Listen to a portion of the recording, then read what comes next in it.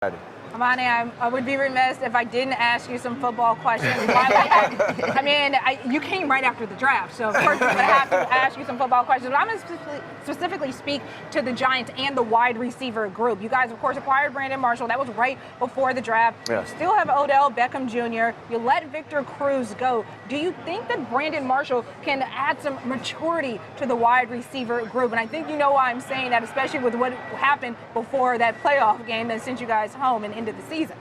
Yeah, I think Brandon Marshall can definitely give some experience. I think his experience of losing and his experience of not being in a championship will really kind of ground these young players and let them understand and feel how important it is to him. He's come to the Giants because he wants to win a championship, because he feels like he can get on a championship team.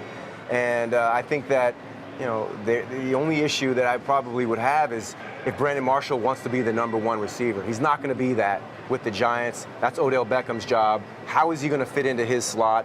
And will he detract from Eli?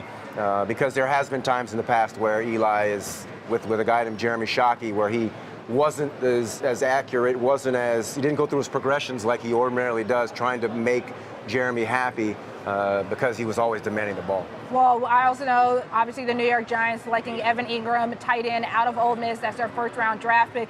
Is this add to the roster going to be enough to help them make a deeper run in this, well, next year, 2018, technically, playoffs? Well, I don't think it was a meat and potatoes type of acquisition. What they needed to do was work on their offensive line. Everybody knows that.